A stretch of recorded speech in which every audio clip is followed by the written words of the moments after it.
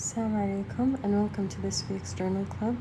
Today I'll be presenting a paper published in the IEJ in 2026 by Ballal and colleagues titled Randomized Control Trial on the Additive Effect Between Calcium Hydroxide and Sodium Hypochlorite in an Intervisit Root Canal Dressing. The objective of this study was to assess if there is an additive antimicrobial effect between calcium hydroxide and sodium hypochlorite in an intervisit root canal dressing, and the secondary aim was to include assessing potential inflammatory effects in periapical tissues via MMP9 levels. So this study was a randomized controlled clinical superiority trial with two parallel experimental arms. They had a total of 110 patients, and they finally analyzed a total of 98 patients, 48 of which was in the sodium hypochlorite test group and 50 in the saline control group.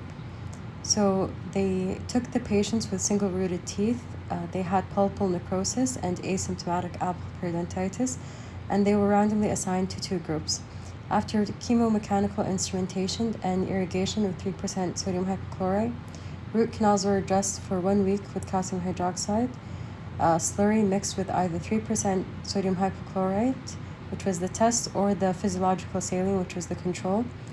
And the microbial samples were collected at three stages: the initial access, which was S1, after instrumentation S2, and after dressing removal, which is S3. Anaerobic growth was assessed via colony forming units, and periapical fluid was analyzed for MMP9 levels using ELISA. For the results, after 1 week, 40% or 19 of the 40 of the canals in the calcium hydroxide and sodium hypochlorite group were free of anaerobic growth, compared to only 6%, which was 3 out of 50 in the calcium hydroxide and saline group. The sodium hypochlorite group also showed significantly lower CFU counts than the saline group, and MMP9 levels remained similar between both groups, indicating no increased inflammatory response from the sodium hypochlorite mixed dressing.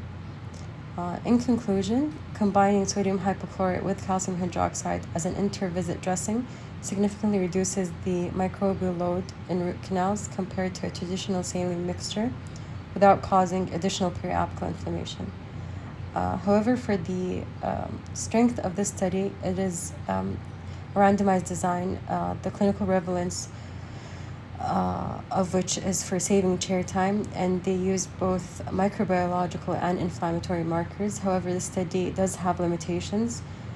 The primary outcomes, the CFUs, are surrogate markers for clinical success, and the study used traditional culture-based methods rather than contemporary molecular methods.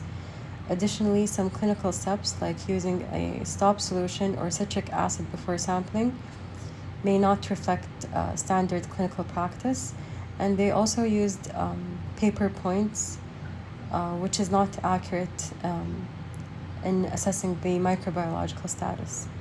Thank you very much.